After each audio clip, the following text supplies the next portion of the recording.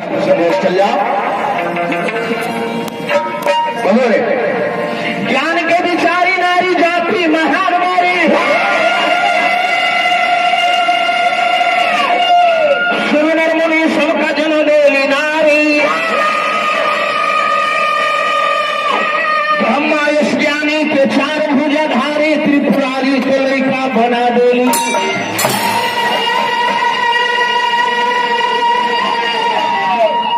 रावण असुरारी के राम धन आधारी से क्षण ही में नाश करा देली नारी।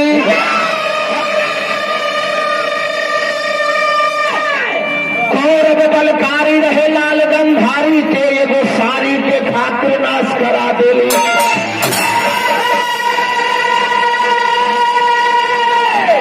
देखी लाचारी तुलसी जी के नारे,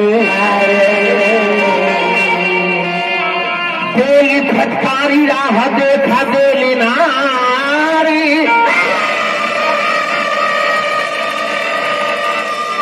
कोहेलन दिनेश नारी जाति के मने समझी, काहे की विपत्ति में फर्जे निभावे।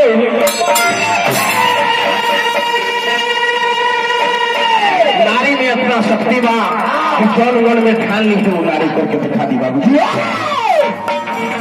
चली कथा की शुरुआत भइल। जब प्रभु नाम के लड़का रहे, ओकरा गलत लड़की से संगत हो गई। एक बाबूजी जबले रुपया पैसा माल खजाना लड़का के पास में रहे, लड़का के अपना साथ में रखे। ऐसा समय आ गई, रुपया पैसा भी खत्म हो गई, लड़का के कुष्ठ रोग हो गई। तो स्वामी जी लिखनी हाँ, कर्म प्रधान विश्वर जी राखा, जो दस कर ही दस ऐसा कर्म कर्म ऐसा फल भेटाई। लड़का को कर्म पहले लेकर खाते, ओकरा कुष्ठ रोग हो गई। लड़की लात मार के लड़का के भगावत तारी।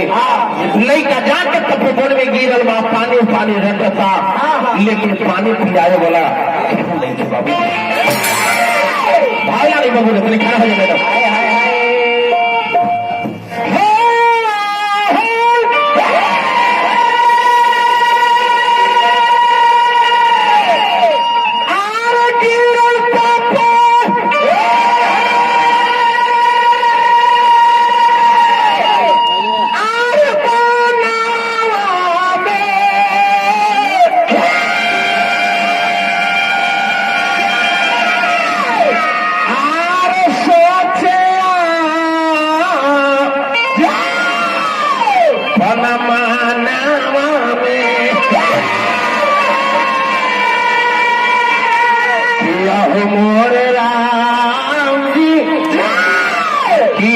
मोरे राम जी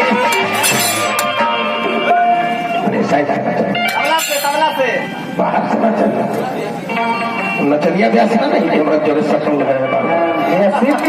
पानी पीना बाची नहीं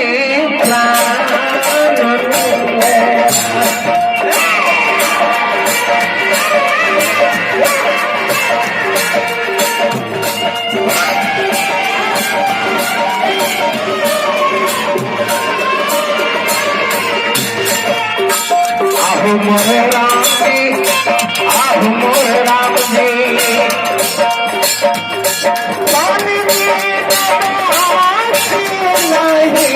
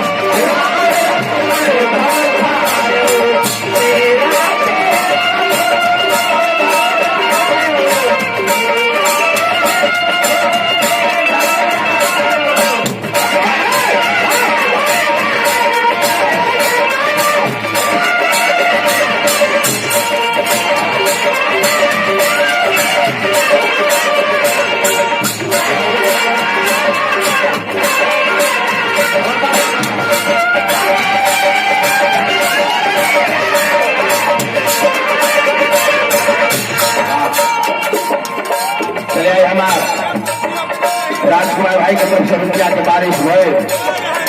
हार्दिक हार्दिक अभिनंदन है। परमात्मा से गिनती है तो हम आई के उत्तम लोग की प्राप्ति हो उनका मैं परिवार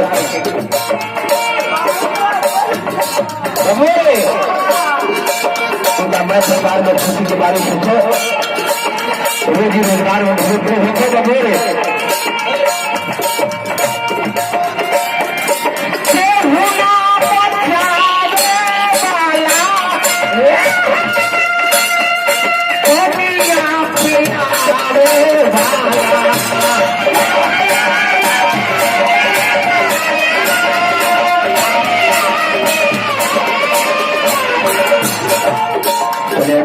की तरफ से 1000 रुपया का पुरस्कार कभी कभी आप नाम रहे। परमात्मा से बेनती है उनका प्रतिष्ठा में मजबूत हो। केहू ना पियावे केहू ना पियावे केहू ना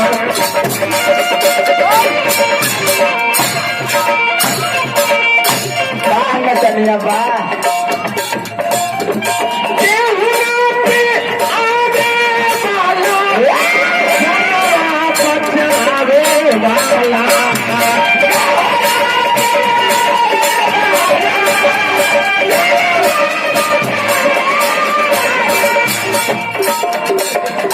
अहे मोरे रामा अहे मोरे रामा पानी बिना बात नहीं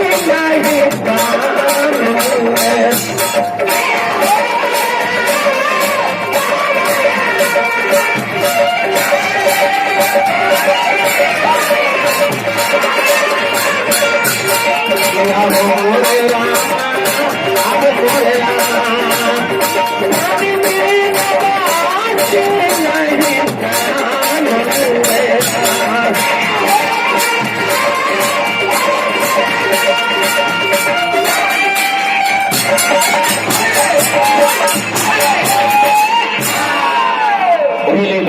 में गिरवा लड़का के पुकार सुन के भवन में नर्मदा नाम की एगो लड़की अवतरे। लड़का लड़की जब अली हो लड़का के साथ करके भारी चिंता हो गई कि एगो पानी पीना है। एगो लड़का के हमारा नजर के सामने में प्राण जाता। लड़का पानी पानी रखता चारों तरफ लगली खोजे लेकिन पानी खत्म नहीं मिले। भाव लागल